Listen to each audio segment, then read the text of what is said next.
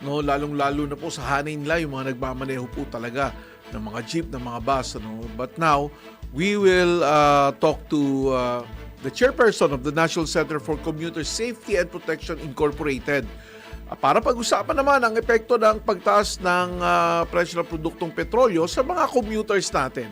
Mga kapanayan po natin, nasa kabilang linya si Miss Elvira Medina. Ma'am Elvira, magandang hapon po. Magandang hapon po sa inyo at sa lahat ng ating tagapakinig. Ma'am Elvira, nandito na po yung bugso ng pagtaas ng presyo ng produktong petrolyo kahapon, tapos ngayon, inuutay-utay nila, pero yung utay-utay po talaga malaki rin. Ramdam mo po talaga yung sudden surge ng fuel prices. Ano po ang epekto nito sa ating mga commuters, Ma'am Elvira? Napakalaki pong epekto yan kasi hindi lang po sa kamasahe na nagkakaroon ng epekto yan, pati sa binibili ng ating mga kababayan, na ating lahat, kahit na pati yung mga gulay sa palengke, yung isda sa palengke, yung mga in a few days siguro or a few weeks, pati po yung mga binibili na natin sa mga groceries. Kaya mapakalaking po yan. Ang kailangan po dyan ay, number one. Hello, Ma'am Elvira? Ng ating natural gas. Diyan sa ating mga baybayin, di ba? May mga sinasabi sila na pwedeng i-harness. Nasaan na yung programang yun?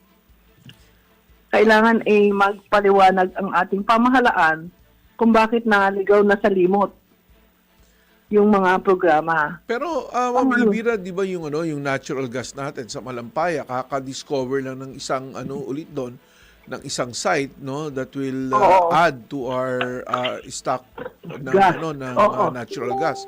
Pero ang problema kasi, Ma'am Elvira, yung ginagamit natin sa pantransportasyon are mostly diesel pa rin.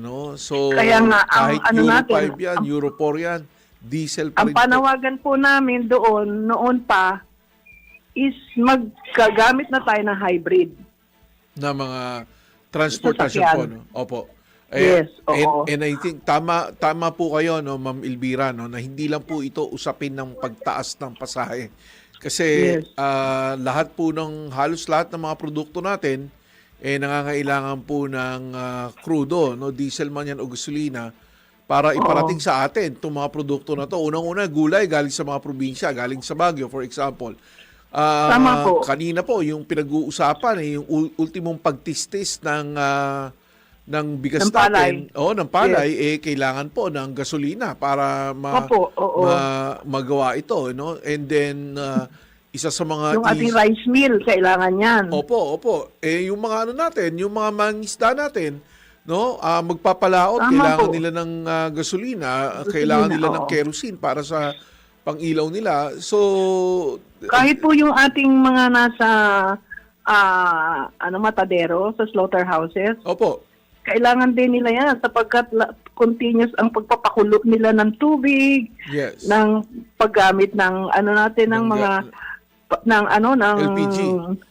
Yes, tama po. So, Yun nga, Ma'am Elvira, ang laki ng impact. siguro ang departamentong abala pa lang ngayon ay DOE kasi may projection na yung Meralco kung paano itataas next month, because of this surge ng fuel prices. And then ang susunod na po dyan ng papag-usapan natin, DOTR para sa pagtaas ng pamasahe, and then DTI para sa pagtaas ng consumer goods, because this is inevitable. Tama po. Dahil lahat po ng produkto natin is it runs on fuel to be transported. Totoo po yan. Alam po ninyo, panahon pa ni Pangulong Gloria Macapagal Arroyo, iminungkahi ko na po na bawasan niya excise tax. Opo, Yan po yung nagpapahirap. Yun nga po, pero yung usapin na yan, kailangan pa po natin ng special powers for the President to reduce or to cancel. Hindi pa natin alam kung i-reduce ba o totally eliminate yung excise tax kasi napakalaking kawalan po para sa pondo Totoo ng yan. bayan yan kung mawawala, ano? And Totoo handa rin yan. ba tayo? Kasi marami rin tayong mga proyekto. Sino sasagot nun? Uutang ba tayo ulit? Pero aminado din po ang pamahalaan na marami rin na lulustay na ating pondo gawa ng graft and corruption. Di Yun, po ba? yun nga po, no, Ma'am Elvira, no, talagang ito parang na double whammy tayo dito yung mga Totoo yan. mamamayang Pilipino dahil yun nga may usapin pa tayong flood control anomalies, and then this crisis, ano, in the midst of this all na may crisis tayo. Ma'am Elvira, Isa pang gusto Opo. ko itanong, nasa na yung ating na-discover na natural gas na dapat ay gagamitin natin instead of this alcohol-based, na mga oil. Di ba meron tayong natural gas Yes, na yes. Opo, sa na-discover na? Malampaya. Sa Malampaya, Ma'am Elvira, actually, Ano yun? naka-discover pa po tayo ng panibagong site dyan. Ano? But anyway, Kaya nga.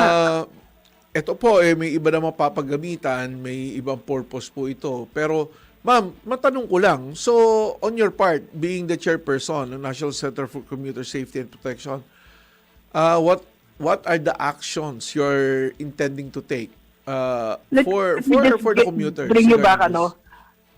Kasi noon dati, nagrereklamo ang mga chipper dahil napakahirap ng mahal ng gasolina, Opo. tapos kailangan bumili sila ng marami dahil mga bulok ang sasakyan nila. Opo. Ngayon po, marami ng maayos na sasakyan. Yes. Nag-modernize na sila. So, wala madaliri sa kanila. Oh. Ibig sabihin, ginawa na ng transport sector, ang dapat gawin nila, kailangan pa rin ng ayuda mula sa mamamayan at sa ating pamahalaan. Alam nyo, Ang ma'am, pinakamahirap yung tax na yan eh. alam nyo, Ma'am Elvira, no, nung isang araw, nakapanayan po namin dito si Lisa Redulla ng United Transport Coalition of the Philippines at saka si Romeo Manglunsod ng MC Taxi Community Alliance, ano. Ito po, nasa transport sector po ito, no, and the TNBS has been asking for 20 pesos increase in their base rate. Matagal na raw po ito, 2 years na po. Itong MC Taxi naman, they're asking for 10 peso increase in their base rate plus 2 peso per Per kilometer. kilometer. Ang tanong ko, ma'am, kakayanin ba to ng mga commuters natin? Hello? Hello, ma'am. Kakayanin po ba to ng mga commuters natin? Napakabigat po. Magiging napakabigat. Number one, yung ating pong mga pinag-uusapan na variant ng public transport na yan, Opo. very selective po ang Yes. kanilang mga taxis yan. Opo. Hindi po ginagamit ng pangkaraniwang mamamayan na mga workers, Ordinaryo manggagawa. Opo. at saka mga estudyante. Opo. Pero ganun pa man, yung sa marami rin jeepney, ma'am, factors sa yan. jeepney yata, they're asking for a 2 peso price hike. Hindi ko alam kung sapat na on the part of the transport sector niyan. Ang tanong kung nag-increase ng 2 pesos, kamusta naman ng mga kakayanin commuters ba natin? ng commuters? Opo. Yun po ay kailangan naming makapanayam sila dahil meron po na tayong mga scientifico ng na pwedeng i-assess po yan. Kasi yun po yung mga nasa UP na transport studies na Sa naibibigay sa amin yung analysis. Sa UP and CTS po ba yan, ma'am? Sa Opo, National Center for Transport. Transportation Oo. Studies. O nga Oo. naman, siguro nga dapat makapanayam ko rin si Ma'am Sheila, isa sa mga professor dyan sa UP and CTS, and ask her what template are we going to use to at least to balance, ano? Kasi hindi po talaga pwede na taasan mo masyado yung pamasahe, then ang maapektuhan yung mga ordinaryong manggagawa. Pag tinasan mo rin masyado yung pamasahe, trickle effect yan sa ibang produkto. Mga goods natin. Opo, sa mga Oo. goods natin. So, may effect din po yan. Hindi ko po makalimutan yung pareham ko kay Marbal Buena, alam mo, Ma'am Elvira, yung sabi niya alam mo, Sir Bong, kung tataasan natin ang pasahe, okay yan sa amin, no? Makakabawi Oo. kami, at least hindi kami masyadong malulugi. Pero ang problema, pag tumaas yung pamasahe, tataas lahat Pag pumunta kami ng karinderya, yung itinaas na pasahe namin, baka yun din yung idadagdag namin sa Babawi pagkain sa namin. kanila. Oo, di ba? Babawiin. So talagang it's a cycle na kailangan Totoo po natin yan. balansehin.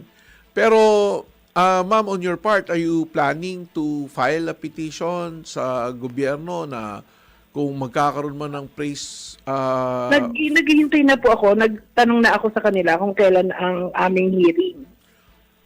hindi po ba kayo nakasama sa hearing? Kailan? Kanina Wala. yata yun Parang Committee on Transportation hearing when they were discussing about the fare Ay, hike. hindi, sa ano po kami, usually nag-uusap-usap sa LTFRB.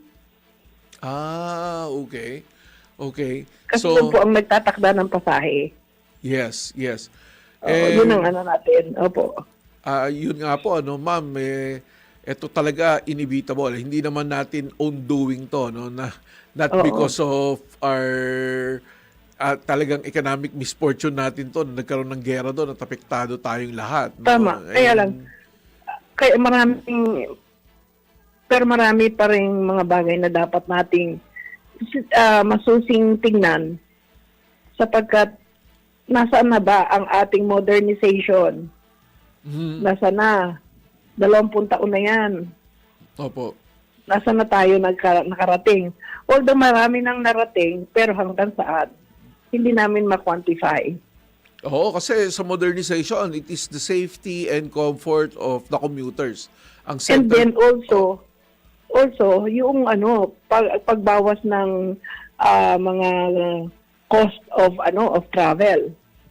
Tama Kasi po. mas Tama po. maganda na ang bawat isang kilometro umaabot ng 14 kilometers to a liter. Imbis na 4 kilometers to a liter. Ma'am Elvira, mag-Holy Week. Alam naman po natin, pag Holy Week, Exodus ng ating mga kababayan.